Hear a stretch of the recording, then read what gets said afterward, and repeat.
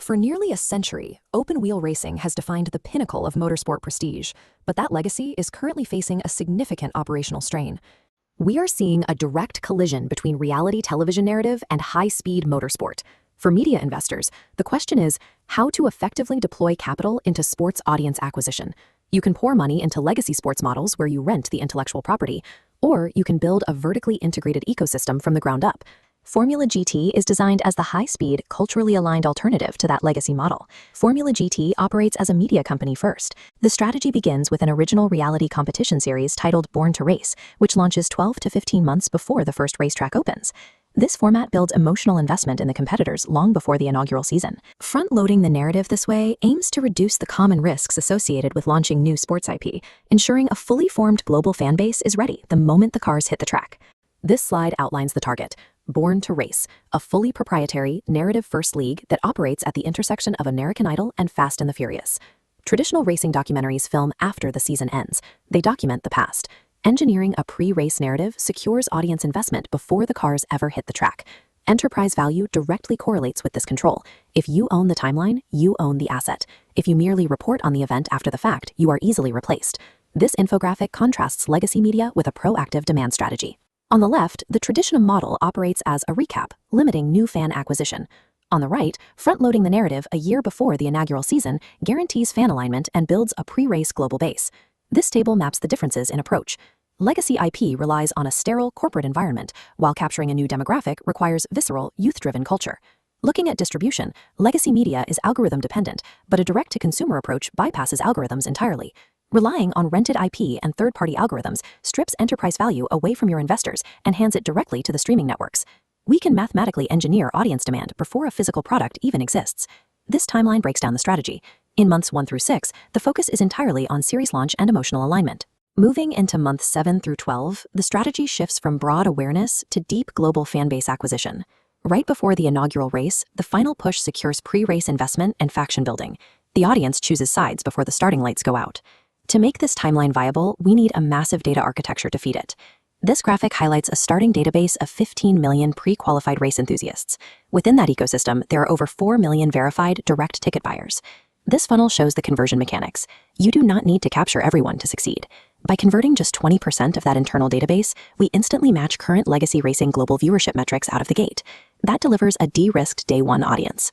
Treating audience acquisition as a mathematically engineered pre-launch asset removes the typical uncertainty of post-launch marketing expenses. This targets a specific group holding $1.8 trillion in global purchasing power, Gen Z and millennials. To reach them, the property executes a cultural pivot, replacing the old-world country club aesthetic with high-octane street culture. This diagram surrounds a hypercar with the new model, a continuous 365-day integrated ecosystem, completely replacing the traditional episodic event schedule. On the left, we project $50 million in year-one revenue, driven entirely by drop-style direct-to-consumer apparel. On the right, a gaming core pillar bridges physical racing with digital platforms, creating high-margin revenue through simulation and mobile gaming. At the bottom is the host city festival model. Instead of standard races, these are 5-day city center takeovers, generating $25 to $30 million in prepay license fees. Capturing a modern global demographic requires abandoning episodic sports scheduling. You have to build a constant immersive lifestyle loop. All of these digital audience metrics mean nothing if they don't protect the hard capital. This infinity loop maps the structure. 80% of initial capital is secured by physical assets, the Dallara Hypercar program. This creates a continuous valuation loop. Every streamed episode acts as a commercial for this proprietary asset, directly compounding the fleet's value.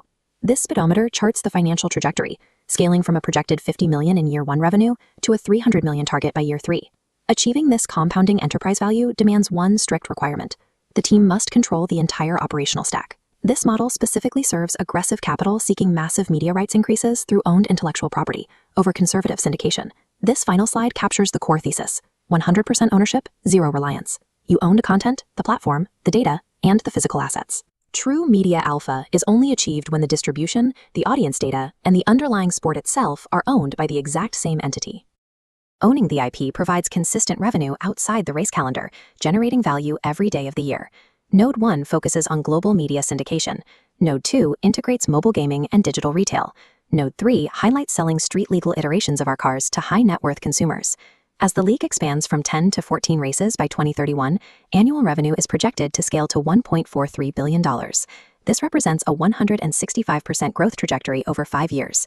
This diversified architecture transforms a weekend sporting event into a media and technology framework designed to generate revenue regardless of seasonal race day performance. Our executive team brings decades of experience from the Olympics and Formula One to our summer 2027 launch, with host city agreements currently in progress. We are identifying $30 million in strategic capital to launch the inaugural season. $5 million is allocated for immediate operational capital. The remaining $25 million is structured as a Series A for the acquisition and deployment of the hypercar fleet. We invite you to join us as we evolve the sports entertainment landscape. Let's take the wheel together and own the track.